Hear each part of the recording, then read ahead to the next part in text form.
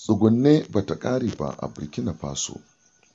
Burkina Faso ta kama wasu sojoji guda uku da ke yunƙurin kifar da gwamnatin Traoré. Assalamu alaikum wa rahmatullahi ta'ala wa barakatuhu. Barkanku da zuwa tashar AA Boka TV. Idan kuka fara ziyartar wannan channel, ku danna mana subscribe sannan ku danna ƙararrawa. Burkina Faso ta kama wasu sojoji guda uku da ke yunƙurin kifar da gwamnatin Traoré. Mahukuntan Burkina Faso sun kame wasu sojoji guda uku da ke zagon ƙasa ga gwamnatin sojin ƙasar ƙarƙashin jagorancin Kaftin Ibrahim Traoré.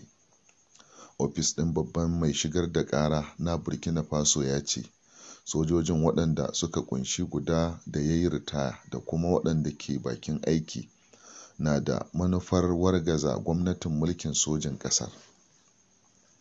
Sanarwar da ofis ɗin ya fitar a ranar Juma'a ya bayyana cewa bayan dogon bincike da aka gudanar, ya gano yadda sojojin guda uku, waɗanda dukkaninsu ke aiki a sashen tattara bayanan sirri, suka shafe tsawon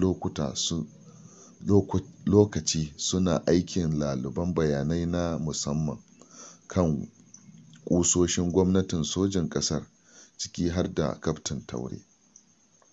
Sanarwar ta ce sojojin guda uku na bibiyar wuraren da Traoré ya sanya ƙafa da ma gidan shi, baya ga gidajen makusantan shi, a wani yunƙuri na wargaza gwamnatin riƙon ƙwaryar da ke fatan daƙile matsalolin tsaron da ke ƙasar da take fama da su.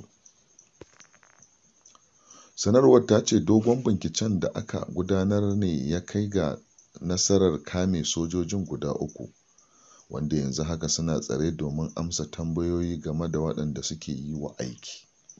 Sojojin guda uku da aka bayyana sunayensu da Winding Malege Kabore da Sajan Brice Ismail Ramde da kuma Sani da mai ritaya babban mai shigar da ƙara na Burkina Faso Alphonse Zorma, ya ce za su fuskanci tuhume-tuhume na yunƙurin kifar da gwamnatin riƙon ƙwaryar.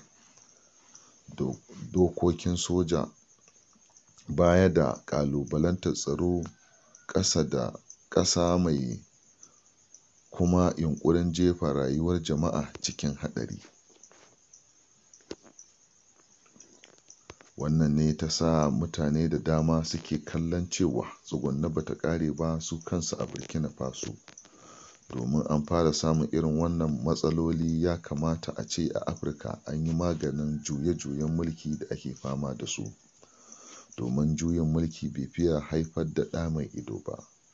Kar ku manta, idan kuka fara ziyartar wannan channel mai albarka na AA Boka, ku danna subscribe sannan ku danna ƙararrawa, ta inda idan mun ɗora sabon bidiyo za ku dinga samun sa kai tsaye. Tashar AA Boka tashar ku ce.